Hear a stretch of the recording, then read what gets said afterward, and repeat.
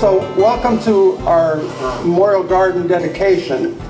And thank you for taking time out of your day to come and help us dedicate this piece of land for those that are dearly departed, who are not only loved by their families, but also loved by LARC as well. We started off with a Memorial Garden Committee, and on that committee was Stella Torres, Fritz Rather, Maria Cruz, and Alan Mack, who represented our Parents and Friends group. Linda Prisbilla, Jeff Gajewski, our Development Director.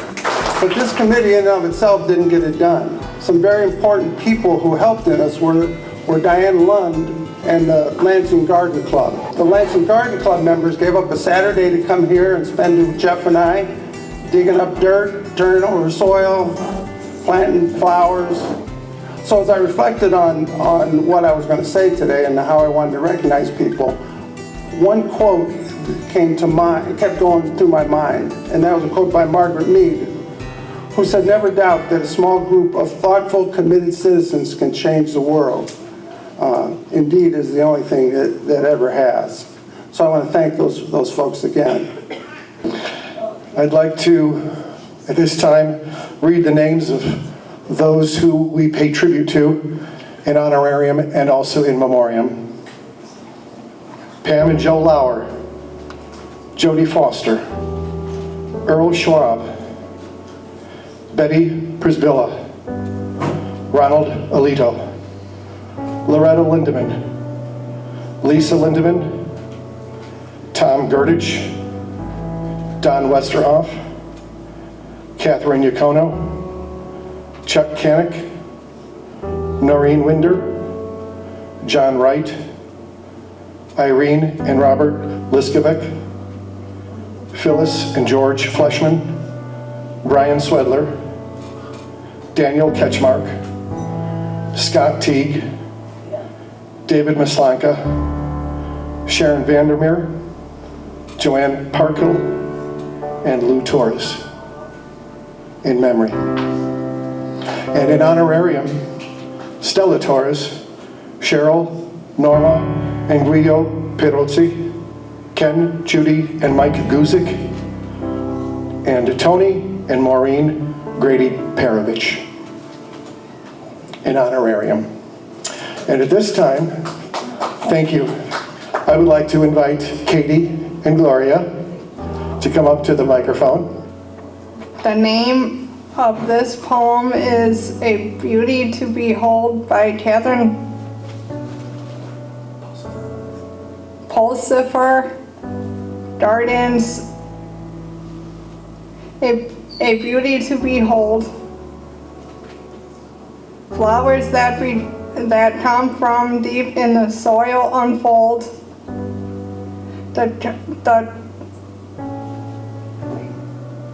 The colors of pink, lavender, and yellow. The beauty has stopped many a fellow. Peace and serenity are what it brings. The garden even makes the birds sing. Walking through the garden in bloom can help take away any bloom. Good job. That's Katie and Gloria. Thank you, guys. Our second reading is going to be by Stella Torres, former board member and Memorial Garden Committee member. Thanks, Stella. So, reading from the book of Jeremiah. For the Lord has ransomed Jacob and has redeemed him from hands too strong for him. They shall come and sing aloud on the height of Zion, and they shall be radiant over the goodness of the Lord, over the grain, the wine, and the oil, and over the young of the flock and the herd. Their life shall become like a watered garden, and they shall never languish again. Then shall the young women rejoice in the dance, and the young men and the old shall be merry. I will turn their mourning into joy. I will comfort them and give them gladness for sorrow. And I decided that I would look up the word garden in the dictionary. And there are two definitions that I found interesting. The first one was a plot of ground, usually near a house, where flowers, shrubs, vegetables, fruits, or herbs are cultivated. Okay.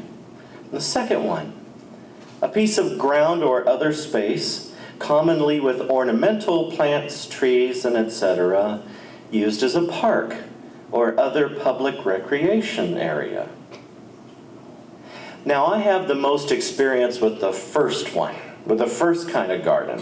When I was a kid, we and pretty much everyone else we knew in our small Kansas town had a vegetable garden.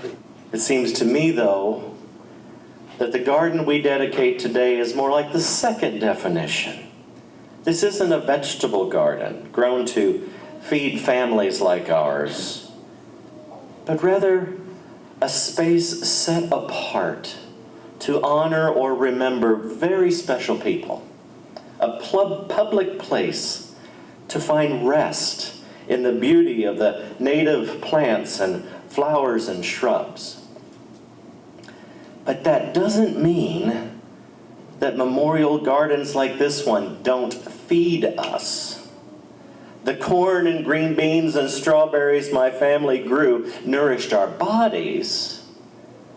But places like this garden we dedicate today, nourish our souls. We don't plant vegetables here, we plant stories. Every person whose name is inscribed on these pavers has a story. And for years to come, people will wander around this garden and they'll read the names and the stories will come to life. This garden is planted with stories, and the harvest is not vegetables, but memories. Memories that nourish not the body, but the soul.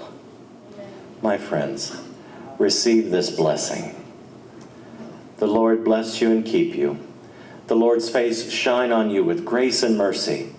The Lord look upon you with favor and give you peace. Amen.